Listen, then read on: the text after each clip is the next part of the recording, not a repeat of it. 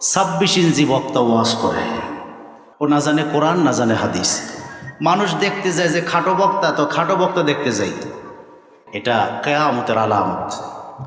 কোনোদিন মাদ্রাসায় পড়ে নাই, কণ্ঠ ভালো আছে, 10 বক্তার সুর নকল করছে, কেউ বক্তা আছে না? ওই যে 10 বক্তার সুর মুখস্থ।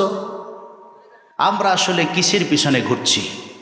আমার বড় ভয় হয়, এখন ওয়াজের ভাইরালের যুগ চলছে, না জানি গজব নাজিল হয়। এই জন্য আল্লাহ তাআলার কাছে আমি ব্যক্তিগতভাবে পানাহ চাই, কারণ হাদিস শরীফে পড়েছি বক্তার জিহ্বা কেচি দিয়ে কাটা হবে।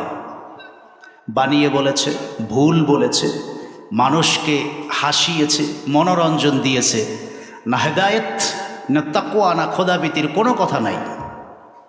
বড় বড় বুজুর্গ ব্যক্তি ছিলেন, তারা মানুষের সামনে নসিহত করেছেন, না সুর ছিল না অঙ্গভঙ্গ ছিল, কিছু ছিল না, কাটা কাটা কথা বলতো, মানুষ হেদায়েত পেয়ে যেত, ঠিক কিনা? এই জন্য নিয়াত পরিশুদ্ধ করতে হবে। ইমাম বুখারীর মতো মানুষ সহিহ বুখারীর প্রথম হাদিসটা এনেছেন, ইন্নামাল আমালু বিন্নিয়াত। নিয়াতকে পরিশুদ্ধ করতে হবে। আমি কোন নিয়াতে ওয়াজ শুনতে যাই?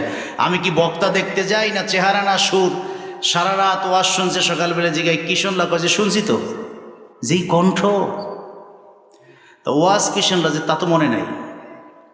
তার মানে বোঝা গেল সুর, কণ্ঠ, হুঙ্কার এগুলো আমাদের মাকসাদ না। কোরআন কারীমের কথা শুনতে হবে, কোরআন থেকেই শুনতে হবে। যদি একটি শব্দের উপরেও আমল করা যায় তা নাজাতের ওসিলা বানিয়ে দিবেন কে?